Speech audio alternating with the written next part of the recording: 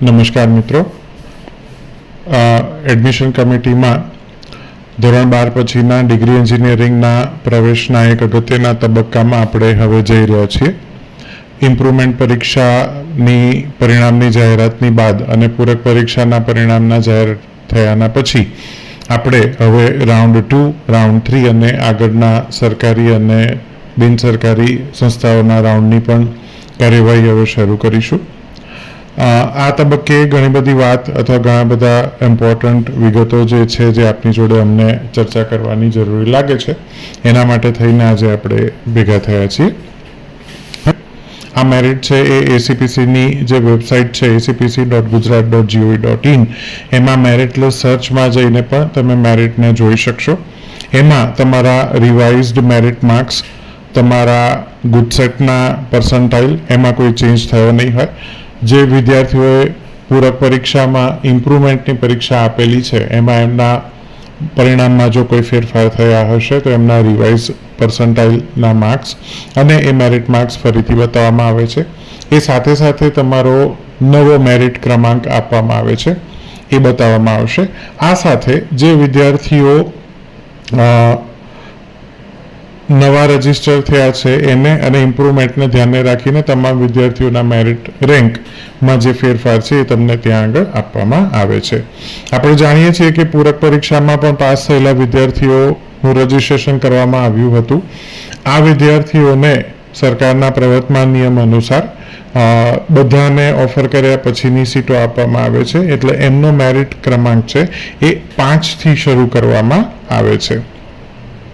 હવે જ્યારે આ મેરિટ ક્રમાંક શરૂ થાય છે એની સાથે સાથે આપણે રાઉન્ડ 2 અથવા રાઉન્ડ 3માં પણ આગળ ભાગ લેવાનો હોય છે.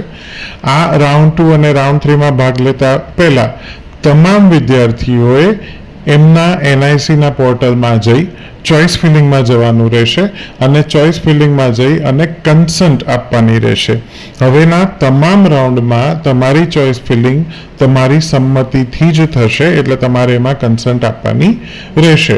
એ કન્સન્ટમાં ઘણી અગત્યની બાબતો તમને બતાવવામાં આવે છે કે ભાઈ તમે જે આ રાઉન્ડની પ્રક્રિયાઓ છે એ તમામ પ્રક્રિયાઓથી અવગત છો, તમે આ રાઉન્ડમાં ભાગ લેવા માટે ઈચ્છો છો અને આ રાઉન્ડમાં ભાગ લીધા પછી કઈ કઈ બાબતો એમાં કરવામાં આવે છે એ બધી જ પ્રક્રિયાથી તમે અવગત છો.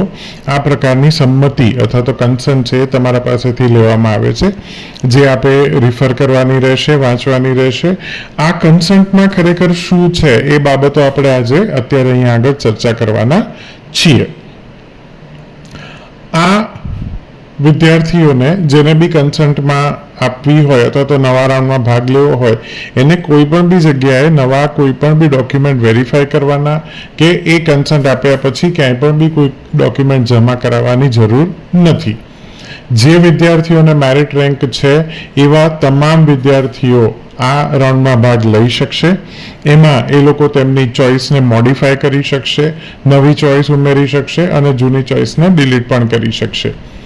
હવે જે તમારે ભાગ લીધો છે એ ભાગમાં તમારે કોઈ બી વિદ્યાર્થીએ અગાઉ ક્યાંક પ્રવેશ સુનિશ્ચિત કર્યો હશે, એની ફી ભરી હશે અને એ પ્રવેશને કન્ફર્મ કર્યો હશે. રાઉન્ડ 2 અથવા તો રાઉન્ડ 3માં એક થંબ રૂલ છે કે તમારે હવે ફક્ત એવી જ ચોઇસ ભરવી જોઈએ કે જે તમારું એક્ઝિસ્ટિંગ એડમિશન છે એ છોડીને તમારે જવાની તૈયારી હોય તો તમારે એવી જ ફક્ત ચોઇસ ભરવાની રહે છે. તમારા રાઉન્ડ 2માં તમારી ચોઇસના પ્રમાણે તમને કોઈ નવી કોલેજનો નવો પ્રોગ્રામ આપવામાં આવે છે તો તમારો જૂનો જે એડમિશન છે એ આપોઆપ રદ થઈ જશે. અને જો તમને કોઈ નવું એડમિશન ફાળવાતું નથી તો જૂનું એડમિશન છે એ તમારું કાયમ રહેશે. જે નવા રાઉન્ડમાં તમે શિફ્ટ થાવ છો તો તમારે એની સાથે એની ફી પણ જે છે એ ત્યાં ટ્રાન્સફર થશે. તમારા આ પ્રવેશ પ્રક્રિયામાં જે જૂનું એડમિશન છે એ આપણે વાત કરી કે એ રદ થશે. દરેક વિદ્યાર્થીઓએ એમની વધુમાં વધુ ચોઇસ અથવા તો વધુમાં વધુ કોલેજોની પસંદગી અહીંયા કરવાની રહેશે. અત્યારે જે વેકેન્ટ સીટ મૂકેલી છે એ વેકેન્ટ સીટને પણ ધ્યાને ન લેતા તમારે વધારેમાં વધારે પસંદગી કરવાની રહે, કારણ કે આ કાસ્કેડિંગ ઇફેક્ટ છે, ટ્રાન્સફર છે. કોઈ એક કોલેજની કોઈ એક સંસ્થામાં અત્યારે 3 બેઠકો વેકેન્ટ બતાવતા હોય, પણ એવું થશે કે એ કોલેજના જે અત્યારે કન્ફર્મ કરેલા વિદ્યાર્થી છે એ ક્યાંક આગળ શિફ્ટ થશે, તો એ જગ્યાઓ પણ કાસ્કેડિંગ ઇફેક્ટમાં ખાલી થશે અને એ જ રાઉન્ડમાં તમને ઓફર કરવામાં આવે છે. એટલે ક્યાં કેટલી પસંદગીમાં કેટલી સીટો ખાલી છે એનું ધ્યાન ન રાખતા આપણને અત્યારે જે જગ્યાએ તમને એડમિશન મળ્યું છે એનાથી એ એડમિશનને છોડીને જ્યાં પણ બી તમારી જવાની તૈયારીઓ હોય એ તમામ કોલેજની તમામ સંસ્થાઓની પસંદગી આમાં કરવી જોઈએ. અત્યારે કોઈ વિદ્યાર્થીને જે એડમિશન મળ્યું છે રાઉન્ડ 1માં એ એડમિશનમાં એ કન્ફર્મ કર્યું છે અને એને છોડીને ક્યાંય જવું નથી, તો એ વિદ્યાર્થીએ હવે પછીના રાઉન્ડમાં કોઈ પણ પ્રકારની કોઈ બી એક્ટિવિટી કરવાની જરૂર રહેતી નથી. એનું એડમિશન છે એ ત્યાં સુનિશ્ચિત જ રહેશે, એ કોઈ બી રીતે ચેન્જ થશે નહીં. હવે બહુ ઇમ્પોર્ટન્ટ ક્લેરિફિકેશન્સ છે કે જો તમે તમારો રેન્ક જે છે એ બધા જ રેન્કવાળા વિદ્યાર્થીઓ આમાં ભાગ લઈ શકશે. તમે જો પહેલા રાઉન્ડથી સેટિસ્ફાઈડ હો તો બીજા રાઉન્ડમાં ભાગ લેવાની જરૂર નથી. બીજું, ઘણા વિદ્યાર્થીઓને એવી મિથ છે કે ભાઈ બીજા રાઉન્ડમાં હું ભાગ લઉં તો મારું પહેલો રાઉન્ડનું એડમિશન છે એ સીધું જ જતું રહેશે. એવું નથી. ફરીથી હું તમને વારંવાર આ વિડીયોમાં ક્લેરિફાય કરું છું, તેમ છતાં હું ફરીથી કહું કે તમારી ચોઇસ પ્રમાણે નવું એડમિશન જો એલોટ કરવામાં આવશે તો જૂનું એડમિશન આપોઆપ રદ થઈ જશે. જો નવું કોઈ પણ બી એડમિશન તમને ફાળવાતું નથી તો જૂનું કન્ફર્મ કરેલું એડમિશન છે એ તમારું કાયમ રહે છે. જૂના એડમિશનને તમારી ચોઇસમાં સૌથી છેલ્લે મૂકવાની કોઈ જરૂર નથી. એમાં નહીં હોય તો પણ બી તમારી ચોઇસમાં ભરેલી જેટલી બી કોલેજો કે એના પ્રોગ્રામ્સ છે એમાં તમને એડમિશન રેન્ક પ્રમાણે અને કેટેગરીના નિયમ પ્રમાણે નથી મળતું, તો જૂનું એડમિશન એ ચોઇસ નહીં હોય તેમ છતાં એ કાયમ રહેશે.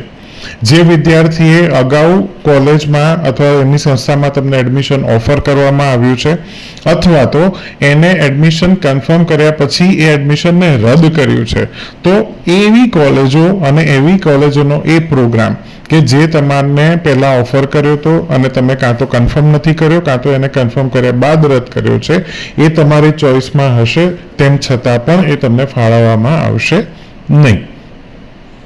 હવે પછીના રાઉન્ડમાં તમને એક જ, એટલે કે ઘણા બધાને એવું હશે કે હવે રાઉન્ડ 2માં હું ભાગ લઉં એટલે મને એક નવી કોલેજનો નવો પ્રોગ્રામ આપશે અને પછી મારી પાસે એક પસંદગી હશે કે મારા જૂની કોલેજનો જૂનો જે પ્રોગ્રામ હતો એ રાખવો કે નવી કોલેજ. એવું નહીં થાય.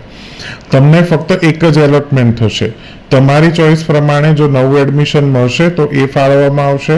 તમારી ચોઇસ પ્રમાણે જો નવું એડમિશન નહીં મળતું હોય તો જૂનું એડમિશન છે એ તમારું કન્ટિન્યુ રહેશે, પણ એ રાઉન્ડ પછી તમને ફક્ત એક જ એડમિશન આપવામાં આવે છે.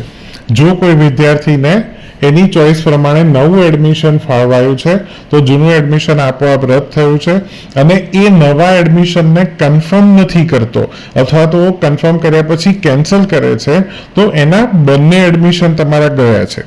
એટલે કે એ નવું એડમિશન તમે કેન્સલ કરો છો તો કોઈ પણ સંજોગોમાં તમારું જૂનું એડમિશન ચાલુ રહે છે એવું નથી. એટલે આ વસ્તુ તમારે ખાસ ધ્યાન રાખવી.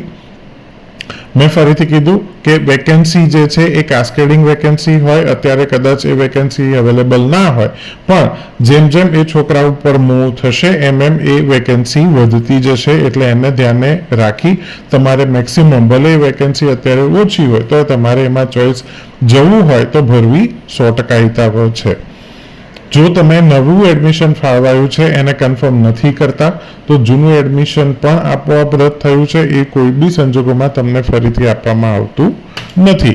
એટલે આ બધી જ વિગતોને આપણે ધ્યાને લેવી જોઈએ. આપણે કોઈ એક એક્ઝામ્પલ લઈએ કે આ એક વિદ્યાર્થીની એના કોલેજોની પસંદગી છે, એના મેરિટ પ્રમાણે એને જેટલી બી ચોઇસીસ ભરી હતી એ ચોઇસમાં આ 15મી choice LD college of engineering information technology department એને ફાળવાયું છે. આ વિદ્યાર્થીએ એને કન્ફર્મ કરી લીધું છે અને કન્ફર્મ કર્યા પછી એ આગળ ભાગ લેવા ઈચ્છે છે રાઉન્ડ 2માં. તો હવે એને કેવું કરવું જોઈએ કે ભાઈ LD કોલેજની IT વિભાગમાં તો એને ફી ભરીને કન્ફર્મ કરી જ દીધું છે. તો હવે એવી આ લિસ્ટમાં ઘણી કોલેજોના ઘણા પ્રોગ્રામ હશે કે જ્યાં એને જવું નથી. એટલે કે LD-IT છોડીને જો આ વિદ્યાર્થીને ફોર એક્ઝામ્પલ LD-ECમાં કે ચાંગા ECમાં કે નડિયાદ ECમાં કે SVIT વાસદ કમ્પ્યુટરમાં કે આવી કોઈ પણ બી કોલેજમાં એને હવે નથી જવું, તો એવી ચોઇસીસ છે એ હવે તમારે રિમૂવ કરી દેવી જોઈએ, કાઢી નાખવી જોઈએ. એ વિદ્યાર્થીએ પહેલા LD કોલેજ ઓફ એન્જિનિયરિંગમાં આર્ટિફિશિયલ ઇન્ટેલિજન્સ કે LD કોલેજ ઓફ એન્જિનિયરિંગમાં કમ્પ્યુટર એન્જિનિયરિંગની ચોઇસ ભરી નથી. તો પણ હવે એને LD-IT છોડીને LD-AIML કે LD કમ્પ્યુટરમાં જવું હોય તો નવી ચોઇસ એ એની રીતે ઉમેરી શકશે. એટલે કે હવે ફરીથી જો એ વિદ્યાર્થીની 1 થી 14 ચોઇસ જે છે એ ચોઇસ જ એની નવી ચોઇસ હોય તો એની પહેલી ચોઇસ જોવામાં આવશે. એ નહીં મળતી હોય તો બીજી ચોઇસ જોવાશે, એ નહીં મળતી હોય તો ત્રીજી ચોઇસ જોવાશે. અને ફોર એક્ઝામ્પલ એની આ 7મી ચોઇસ છે જેમાં પંડિત દીનદયાળ એનર્જી યુનિવર્સિટી ICTમાં એને એડમિશન મળવા પાત્ર છે, તો એવા કેસમાં LD-IT જે એને કન્ફર્મ કર્યું છે એ આપોઆપ રદ થઈ જશે અને એને PDPU ICT ફાળવાઈ જશે. જો એ વિદ્યાર્થી PDPU ICT ને કન્ફર્મ નથી કરતો તો એવા કોઈ પણ બી સંજોગોમાં એને LD-IT ફરીથી આપવામાં આવતું નથી. એ ઓલરેડી કોઈ બીજા વિદ્યાર્થીને ફાળવાઈ ગયું છે. તો એટલે એ વિદ્યાર્થીએ ફક્ત એવી જ ચોઇસ હવે આમાં રાખવી જોઈએ. ફોર એક્ઝામ્પલ આ 1 થી 14માં એવી જ ચોઇસ એને રાખવી જોઈએ કે જ્યાં આગળ એને આ LD-IT છોડીને જવાની ઈચ્છા છે.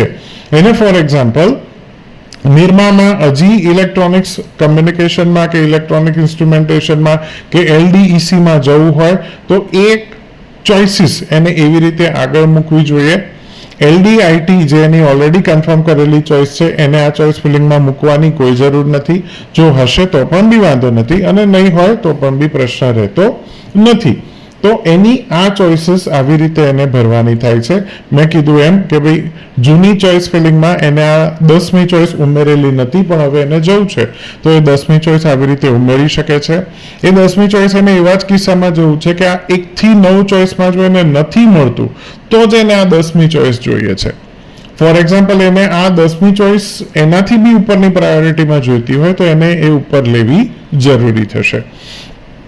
જો આ 14 ચોઇસ એને રાખી છે અને આ કોઈ પણ બી ચોઇસમાં એને એડમિશન મળતું નથી અને આ નીચેની 16 થી 27મી કોઈ બી ચોઇસ એને રાખી નથી, એવા કેસમાં ઉપરની ચોઇસ એને મળતી નથી, નીચેની ચોઇસ કારણ કે LD-IT છોડીને એને આમાંથી ક્યાંય જવું નહોતું એટલા માટે એને રાખી નથી, એવા કેસમાં LD-IT એડમિશન જે છે એ એનું ચાલુ રહેશે. પણ આ જેમાંથી જે કોઈ બી ચોઇસ એને રાખી હશે એમાં એને જો એડમિશન મળતું હશે તો એને આપી દેવાશે. એવા કિસ્સામાં LD-IT જે છે એ રદ થઈ જશે. એ નવા એડમિશનને કેન્સલ કર્યા બાદ પણ એ સંજોગોમાં એને ફરીથી LD-IT છે પ્રાપ્ત નહીં થાય. એટલે ફરીથી આ થંબ રૂલ હું આપને કહું છું કે ફક્ત એવી જ કોલેજોની એવી જ ચોઇસ તમારે ભરવી જોઈએ કે જ્યાં આગળ અત્યારના એક્ઝિસ્ટિંગ એડમિશનને છોડી અને તમારી જવાની તૈયારી હોય. તમારી ટોકન ફી છે એ ટ્રાન્સફર થાય છે. સમિતિ દ્વારા ત્રીજા રાઉન્ડની પણ જાહેરાત કરી દેવામાં આવી છે. ત્રીજો રાઉન્ડ તમામ કોલેજો એટલે કે સરકારી અને અનુદાનિત અને સ્વનિર્ભર તમામ કોલેજોની સીટો માટે કરવામાં આવશે. ત્યારબાદ ચોથો જે ઓનલાઈન રાઉન્ડ થશે એ ફક્ત સરકારી અને ગ્રાન્ટેડ કોલેજો માટે જ કરવામાં આવશે, જેમાં અત્યારે જે વિદ્યાર્થીઓને મેરિટ ફાળવવામાં આવ્યું છે એ તમામ વિદ્યાર્થીઓ એમાં ભાગ લઈ શકશે. ત્યારબાદ જે બેઠકો ખાલી પડતી હશે એ બેઠકો માટે નોન એલોટમેન્ટ એટલે કે એ તમામ મેરિટને ફાળવાયા પછી જે કોલેજોની બેઠકો ખાલી પડતી હોય સરકારી કોલેજોની એ કોલેજોનો માટેનો વેકેન્ટ સીટનો રાઉન્ડ પણ કરવામાં આવશે, જેનું શેડ્યુલ પણ મૂકી દીધું છે. એ સરકારી કોલેજના વેકેન્ટ સીટ રાઉન્ડમાં જે નોન એલોટમેન્ટ વાળી સીટોનું જે રાઉન્ડ છે એમાં નોન ગુજસેટ અને નોન જેઈના વિદ્યાર્થીઓ પણ ભાગ લઈ શકશે. જ્યારે તમે ઓનલાઈન કેન્સલેશન કરો છો તો એ કેન્સલેશનમાં તમને 100% ફી રિફંડ મળવાપાત્ર રહે છે. તમને નવા રાઉન્ડમાં એડમિશન મળે છે તો જૂની જે ફી ભરેલી છે એ તમારી નવા જગ્યાએ ટ્રાન્સફર કરવામાં આવે છે. તમે જો એડમિશનને કેન્સલ કરો છો તો આ બધી જ પ્રક્રિયા પૂરી થતાની આસપાસ એટલે કે ઓક્ટોબર મહિનામાં તમને એ રિફંડ છે એ તમારા ઘરે ચેક દ્વારા મોકલવામાં આવે છે. જો તમે ઓનલાઈન એડમિશન કેન્સલ નથી કરી શક્યા અને એના પછી ક્યાંક તમારી મૂવમેન્ટ થાય છે કે ઓનલાઈન રાઉન્ડ પતી ગયા પછી જો તમારું કોઈ આવું એડમિશન કેન્સલ થાય છે કારણ કે તમારું માઇગ્રેશન ક્યાંક બીજે થયું છે, એવા કિસ્સામાં જે સીટ તમે છોડી છે એની સામે કોઈ સીટનું એડમિશન થશે તો એ તમામ ફી તમારી ભરવાની એટલે રિફંડને પાત્ર રહેશે. અન્યથા એક સેમેસ્ટરની ફી તમારે સંસ્થા ખાતે ભરવાની રહેશે. તો આ પ્રકારે આ કાર્યવાહી છે. આ કાર્યવાહી ખૂબ જ સરળ છે. મોટાભાગના જેટલા વિદ્યાર્થીઓ આપણા રેન્ક ફાળવવામાં આવ્યો છે એ તમામ વિદ્યાર્થીઓને અમે આગ્રહ કરીએ છીએ કે તમારે મેક્સિમમ ચોઇસીસ ભરવી જોઈએ. પણ હવે ફક્ત આવનારા તમામ રાઉન્ડમાં એક જ નિયમ આપ રાખો કે અત્યારના એક્ઝિસ્ટિંગ એડમિશનને છોડીને જે કોલેજના જે પ્રોગ્રામમાં જવું હોય ફક્ત એવા જ ચોઇસ ફિલિંગ તમારે કરવાની રહેશે. જો તમને ફરીથી છેલ્લી વાર હું કહી દઉં કે અત્યારની નવી ચોઇસમાં તમને કોઈ પણ બી એડમિશન ફાળવવામાં આવે છે તો જૂનું કન્ફર્મ કરેલું એડમિશન આપોઆપ રદ થઈ જશે અને અત્યારની નવી ચોઇસમાં તમને કોઈ પણ બી એડમિશન ફાળવવામાં નથી આવતું તો જૂનું એડમિશન છે એ કાયમ રહે છે. Thank you so much.